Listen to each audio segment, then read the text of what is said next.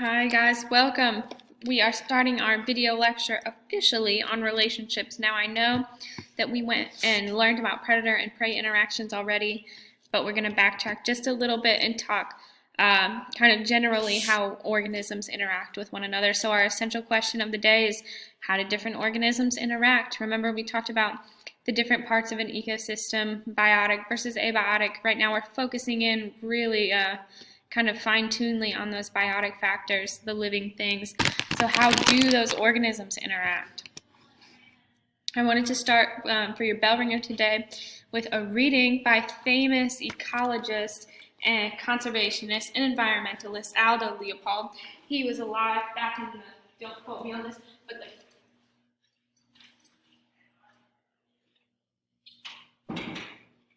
sorry, I had to shut my door. But he was alive, don't quote me on this, but I feel like back in the 50s. He has a very distinct way of writing. So this little short story that I'm going to read to you might be a little bit confusing, but it's definitely worth the read and to try and discover the different things that he's talking about. So here we go. And actually, I might pull it up on the screen so that you can read along as well. All right. Thinking Like a Mountain by Aldo Leopold. A deep, chesty brow echoes from rimrock to rimrock, rolls down the mountain, and fades into the far blackness of the night. It is an outburst of wild defiance and sorrow, and of contempt for all the adversities of the world. Every living thing, and perhaps many a dead one as well, pays heed to the call. To the deer it is a reminder of the way of all flesh, to the pine a forecast of midnight scruffles and of blood upon the snow, to the coyote a promise of gleanings to come, to the cowman a threat of red ink at the bank, to the hunter a challenge of fang against bullet. Yet, behind these obvious and immediate hopes and fears there lies a deeper meaning, known only to the mountain itself. Only the mountain has lived long enough to listen objectively to the howl of a wolf. Those unable to decipher the hidden meaning know, nevertheless, that it is there, for it is felt in all wolf country and distinguishes that country from all other land. It tingles in the spine of all who hear wolves by night or who scan their tracks by day. Even without sight or sound of wolf, it is implicit in 100 small events. The midnight whinny of a pack of horses, the rattle of rolling rocks, the bound of a fleeing deer, the way shadows lie under the spruces. Only the ineradicable tyro can fail to see or to sense the presence or absence of wolves, or the fact that mountains have a secret opinion about them. My own conviction on this score dates from the day I saw a wolf die. We were eating lunch on a high rimrock at the foot of which a turbulent river ebbed its way. We saw what we thought was a doe fording the torrent, her breast awash in white water. When she climbed the bank towards us and shook out her tail, we realized our error. It was a wolf. A half-dozen others, evidently grown-up pups, sprang from the willows and all joined in a welcoming melee of wagging tails and playful mullings. What was literally a pile of wolves withered and tumbled in the center of an open flat at the foot of our rimrock. In those days we had never heard of passing up a chance to kill a wolf. In a second we were pumping lead into the packs, but with more excitement than accuracy. How to aim a steep downhill shot is always confusing. When our rifles were empty, the old wolf was down, and a pup was dragging a leg into impassable slide rocks. We reached the old wolf in time to watch a fierce green fire dying in her eyes. I realized then, and have known ever since, that there was something new to me in those eyes, something known only to her and to the mountain. I was young then and full of trigger itch. I thought that because fewer wolves meant more deer, that no wolves would mean hunters' paradise. But after seeing the green fire died, I sensed that neither the wolf nor the mountain agreed with such a view. I forgot to move this for you. Since then, I have lived to state after seeing. Since then, I have lived to state after state. Don't know that word. Get rid of its wolves. I have watched the face of many a newly wolfless mountain, and seen the south-facing slopes wrinkle with a maze of new deer trails. I have seen every edible bush and seedling browsed first to anemic destitute, and then to death. I have seen every edible tree defoliated to the height of a saddle horn. Such a mountain looks as if someone has given God a new pruning shears and forbidden him all other exercises.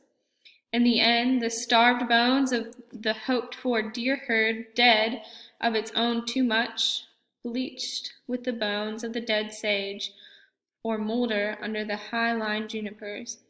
I now suspect that just as deer herds live in mortal fear of its wolves, so does a mountain live in mortal fear of its deer, and perhaps with better cause, for while a buck pulled down by wolves can be replaced in 2 or 3 years, a range pulled down by too many deer may fail of replacement in many decades. So also with cows. The cowman who cleans his range of wolves does not realize that he is taking over the wolf's job of trimming the herd to fit the range. He has not learned to think like a mountain. Hence, we have dust bowls and rivers washing the future into the sea. We all strive for safety, prosperity, comfort, long lives, and dullness.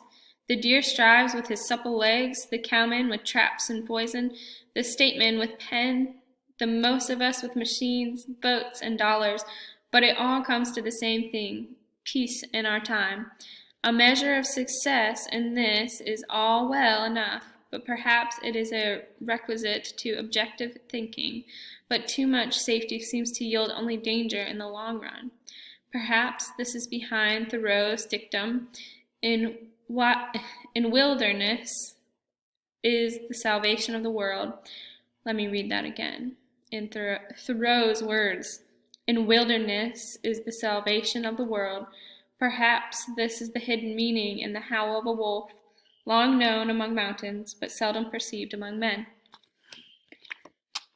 So, I know how his reading sounds, and we just took 8 minutes of our video lecture to read that because I thought it was so important.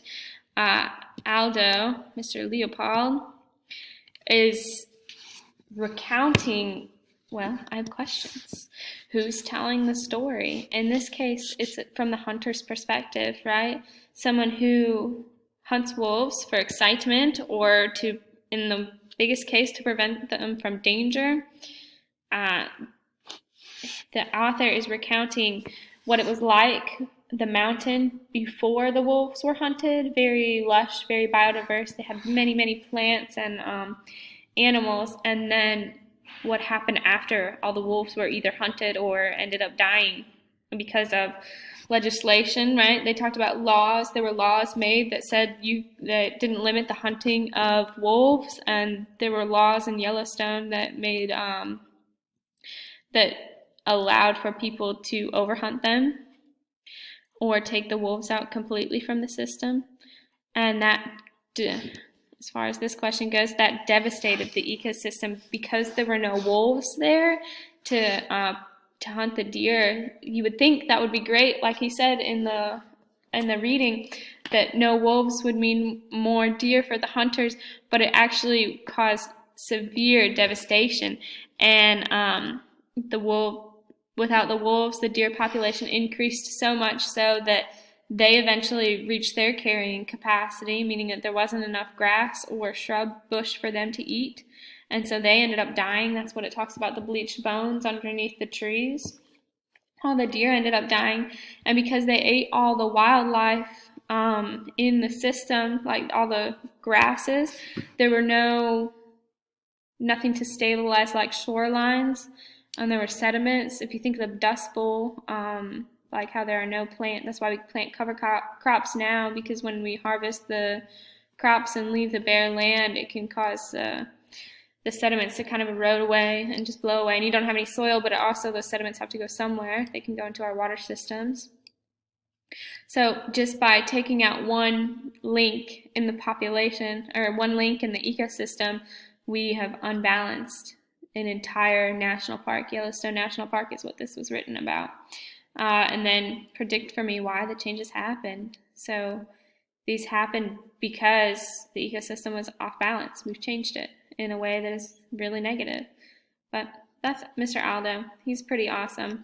Then there's this video that is going to help explain that, reading just a little bit more in a more modern sense, how the wolves changed the rivers. You wouldn't think that the wolves would change rivers, but they do. So I'm going to post this. Make sure you watch that in the very least, because it shows how interconnected an ecosystem really is. Now, this is where I'm going to end the lecture today. This lecture. I'm going to pick it back up, though, for our notes that should look like this. So I'll pick it back up for those. But for right now, this is the end. You'll see the other video posted in modules as well under part 2.